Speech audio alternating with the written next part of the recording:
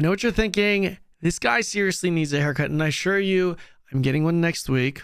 I promise you. I've just been really busy with the Twitch grind, twitch.tv/KanonXO, and the YouTube grind. You know, if you're wondering why I've been playing Blade and Soul, however, here's why. They have Playboy. Oh my, wait, is this yo, is this outfit in NAEU? Can you get this? Oh my God. Okay, listen, if you ever, dude, I low-key may or may not have a fetish for this outfit. This is sus. You should not be using that costume with that fucking character. This is acceptable. This is good. Okay, that's actually sexy. Oh my God. This game's better than Lost Ark, confirmed. Okay, so jokes aside, seriously, Kanon, why are you actually covering Blade and Soul? And the answer to that is quite simple. Blade and Soul Neo Classic, which is a remastered classic version of Blade and Soul. And I think this is worth covering. What you're watching right now is actual gameplay footage from the Chinese closed beta test. And if you're wondering what's the difference outside of the obvious improvements with graphics and obvious relaunch, well, there's a few things actually, but specifically to the game, I'm not going to get into every single detail, but they have made quite a few changes that are pretty significant. For example, gear upgrades. It's gone. Instead, gear is going to drop directly from dungeons. Skill trees are also removed. Dropped gears are going to contain skill effect prefixes. And some of you guys might not know exactly what I'm referring to. To be perfectly honest, I'm relatively new to Blade and Soul as well. I didn't put too many hours into it way back in the day when it did release, I believe 8 years ago in the West. But these are all pretty big W changes that the Blade and Soul community are pretty excited about. Here's an example. A lot of people absolutely praise the combat and the PvP, especially when it comes to Blade and Soul. It literally looks like you're watching and experiencing a fighting game, kind of like Tekken. However, that evolved over time into like a one-shot meta where gear was significantly more important than actual skill. And it looks like they are reverting that now back to where skill matters significantly more, and you're having these non-one-shot fights. And obviously that is a big reason why Blade and Soul to begin with has such a good reputation when it comes to the combat specifically. A lot of people will tell you Blade and Soul had the best combat hands down for any MMORPG. And if it's not, it's certainly a close second or third at the very least, you know, with other titles like Black Desert Online and even Guild Wars 2, really, if you're a big fan of tab targeting. But let's address the elephant in the room, and that's the pay to win, right? That's always been the large overshadowing stigma when it comes to Blade and Soul. Sure, this game has great graphics or great character design / art. Sure, it's got great combat, but one of the biggest issues, if not the biggest issue with this game, is the pay to win. Well, what is the deal with Neo's pay to win? And so far, the pay to win has been watered down. And I'm not going to even get into exactly what you can or cannot buy, simply because it's a beta test. You know what I mean? It's a beta test. No one really cares.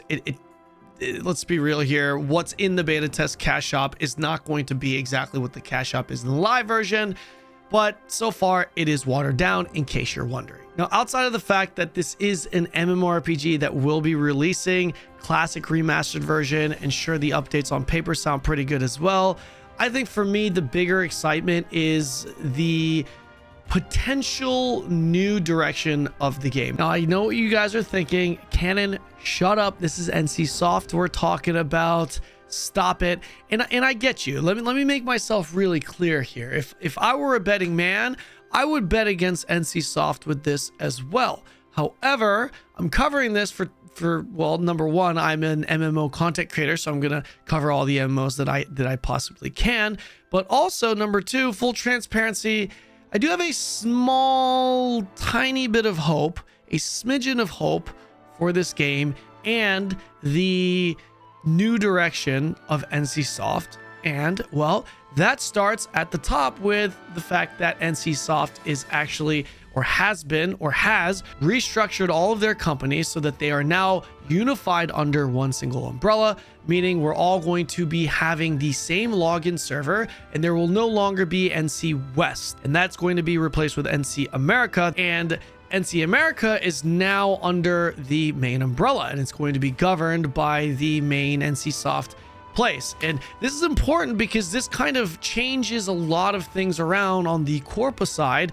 And to my understanding, Blade and Soul, not only the live version but also the Neo version, has a brand new team that's actually working on it. I don't know how many members have been replaced, but I do know that there are a lot of new members that have come in, and they have acknowledged shortcomings with Blade and Soul, that there are outdated systems, that there are things that needed to be improved, and they have personally told me that their goal is to revitalize the Blade and Soul IP, not only on the live version but also with the Neo version. But when it really comes down to it, the big thing is the pay to win. Honestly, most people that have played Blade and Soul, and feel free to write this in the comment section below, will tell you that the game was actually good. The glory days, as they would refer to it, right?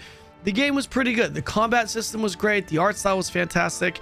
As I mentioned before, it was just the monetization and the greediness of the company that really killed the game. So if there's a little bit of a chance that this new team is able to pivot away from that, then honestly, it is something, in my opinion, that's worth getting excited about. And to give credit where credit is due, NCSoft did release Throne and Liberty, and after a quarter of the year, the game is actually less pay to win than it was at launch.